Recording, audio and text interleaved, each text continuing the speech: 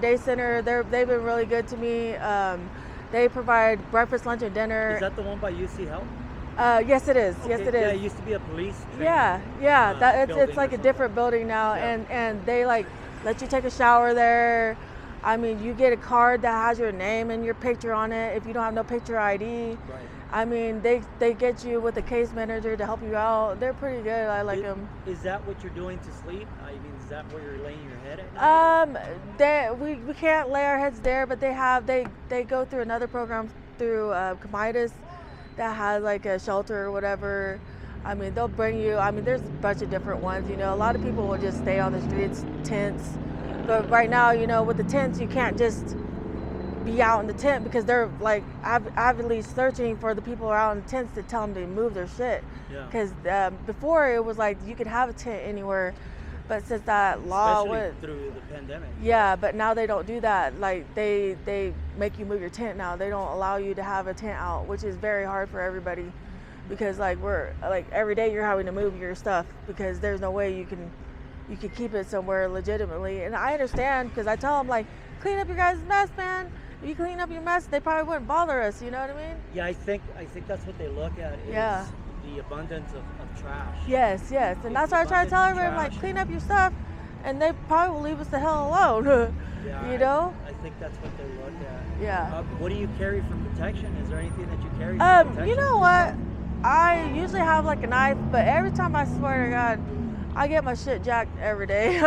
Really? Yeah, like that's why I don't trust a lot of stuff. I'll trust somebody. I'll be out there in an apartment. My whole backpack gets jacked, and right now I don't have anything right now. I need to get something because it's true. Like but I haven't been walking around the streets though, so I haven't been too worried about it. You know, I've been like in a vehicle, like where I've been safe and stuff like that. My friend's been helping me out. I'm waiting to get a emergency shelter at the Salvation Army. Okay. Because they do emergency shelter, but you have to be on a waiting list. Is that the one on 48th? Like there's one, no, it's like down here. Oh, okay. Down 6th and Sable, and then they're one in Peoria. Yeah. So they're building like the pallet houses. They're like little pallet houses. Somebody I spoke to the other day. Yeah, it's pretty cool, but I've been on the waiting list for about 6 months, and I'm barely at 29, I believe. So like I've been on the waiting list for a while, so I'm still waiting. I'm number 29. You'll get there, right? Yeah, hopefully I'll get there, and then I can really get back on my feet. Like they'll provide a place, and I won't have to be worrying about where I'm gonna lay my head at night. You know, because that's like the worst thing to do is to worry about where you're gonna lay your head, and who's gonna mess with you while you're asleep. That's the thing. It's crazy for a woman. Like for a woman out here, I'm like, man, we should be in a shelter already, or like, you know what I mean? There's some shelters, but they're way out there, like on 50th Street and shit. Like I think 48th Street, Denver Rescue Mission, and all of them are right there. Yeah, they're all right there. Yeah, but it's pretty there's some on the freaking train far. tracks as well. I forget the name of that street, but there's some on the train tracks, and there's some over there on 48th Ave in Colorado as well. Yeah. There's one that's dedicated to women. Yeah. Like straight up. Yeah. It's called the Samaritan House. Yeah, that's the one I like to go Yeah. to. That one's a really good place to go It's to. packed with women right there. Oh, yeah. I don't know if they have beds, but that's one that you might want to Yeah, look you at. have to call them and see if they have a bed, and they'll leave a bed open for you. But they're pretty good. Like they have showers, hot showers, and things like that. I'm always like, you know, I tried to get sober not too long ago. I went to a detox house. Yeah. Like where it's like a Hazelbrook sober living. Mm-hmm. I went there for a few days. Started getting better, then I was like, I don't need to go get high, so I was like, bye.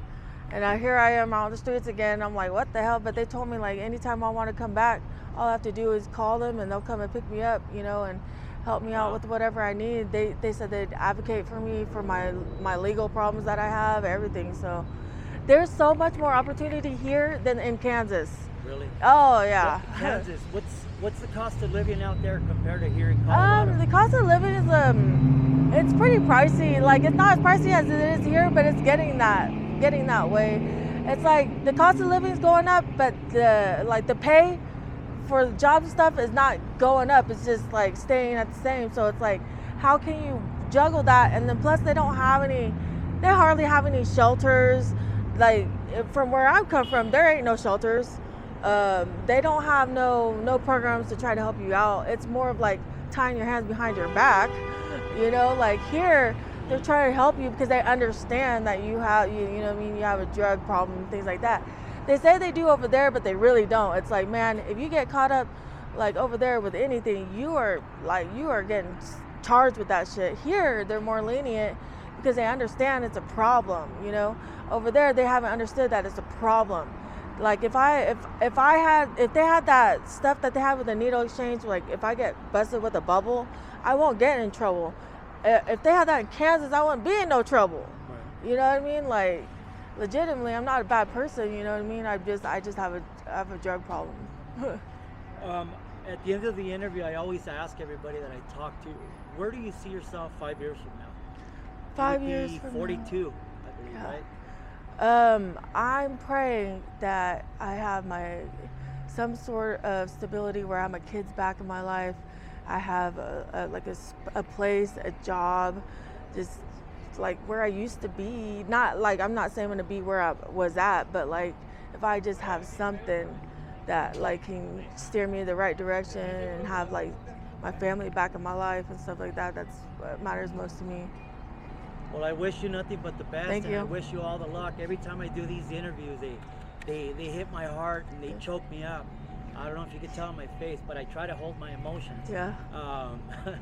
It's hard. I just, you know, I've been through struggles in my life. People don't know that, but just like anybody else, we didn't just be born rich, you know. Yeah. So yeah, I understand times are tough right now, and I wish you nothing but luck. I hope you get your kids back, and you know, if any of the viewers want to reach out to you, do you have any social media, a Facebook or anything like that?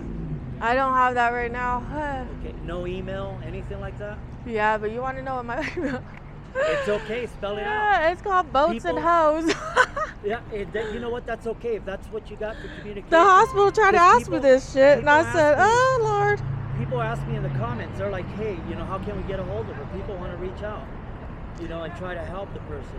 Yeah. So if you do have an email, you know, put it on video, and it's that way called, they can try to reach out to you. It's called Boats and Hoes 231 at Gmail. Okay. I couldn't think of anything. Huh? Yes. Okay. I'm embarrassed, but that's the only thing I can think of. That's your email. The hospital's like, "What's your email?" I'm like, "I don't even want to say it, but here you go." Okay. Yeah. Hey, that's your email, right? Yeah. There's so many names taken away already. You can't use your email. Exactly. I'm surprised I came up with that one. I was just, I don't know. Well, I'll be looking out for you just like I tell everybody else, and I'll be checking on you. Cool, if I thank see you. you out here time from now. Yeah, Okay? thank you. Thanks for your time. I appreciate it. Thank you. I appreciate right. you too. Thank you.